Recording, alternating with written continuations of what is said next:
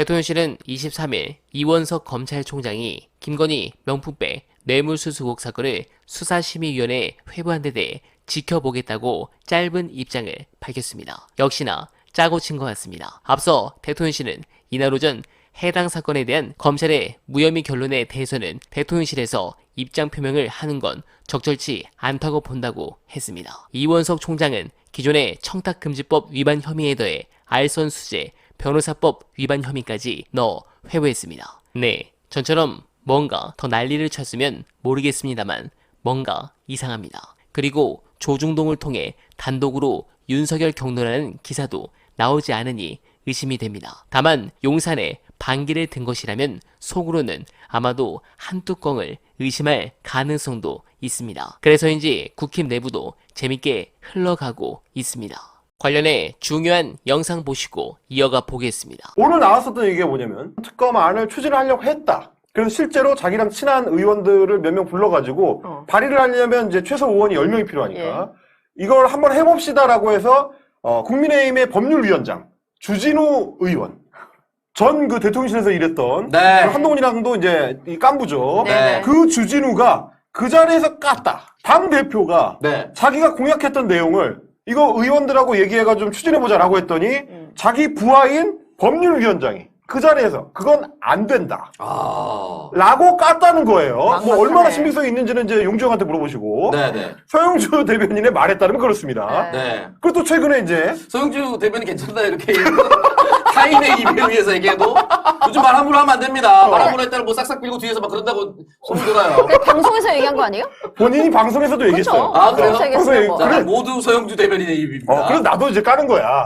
그리고 또 성철이 형도 깐 게 있습니다. 얼마 전에 김건희 여사가 친한계 의원들한테 전화를 했다. 연락을 해가지고 당신 왜 거기 있냐? 거기 있으면 다친다. 나와라. 뭐 이런 식의 얘기를 했다는 거예요. 자, 그만큼 지금 소위 친한계라고 하는 조직도 별게 없어요. 별게 없어. 오죽하면 한동훈이 자기 최대 공약을 추진하려고 해도 의원 10명을 못 모읍니다. 능력이 없어. 발의를 못해, 발의를. 그런데 지금 이재명이랑 만나가지고 따로 비공개로 들어가서 그럼 여기까지는 해가지고 합의를 하시죠. 라고 한다고 해서 그 말이 먹히냐 이거예요. 안 먹히죠. 갖고 가면 김민석 뭐 최고위원이 얘기한 것처럼 당에서 까여요. 의원총회를 통과를 못 해버려. 그러면 당대표로서는 끝입니다. 내려와야 돼. 네, 이렇게 여권 내부가 분열하고 있고 정권이 끝장나고 있으니 민주당의 워딩도 강해지는 것인데 그 느낌이 온 시그널이 떴습니다. 이 보도 매우 중요합니다. 윤석열 탄핵을 위해서는 세 개의 조직, 국힘, 조중동, 재벌 이들이 동시에 등을 돌려야 가능하다고 보는데 최태원 회장 등 여러 경제단체 수장과 이재명 대표가 연쇄회동을 갖는다. 매우 중요합니다. 특히 이번 회동은 경제단체 측에서 먼저 요청한 것으로 전해졌습니다. 관련해 민주당 관계자는 예상컨대 정기 국회를 앞두고 있고 요즘 경제 상황이 많이 어려우니 기업인들을 대표해 경제단체장들이 국회와 민주당 이 대표에게 건의하고 논의할 소재들이 있는 것 같다며 이 대표도 흔쾌히 받아들였다고 설명했습니다. 좋습니다. 사실 이런 부분은 당연합니다. 아직 임기는 반도 안 지났는데 정권과 기득권의 부패와 사회 곳곳의 분노와 절망은 최고조를 찍고 둔한 윤도 뭔가 위기를 느끼고 계엄 빌드업을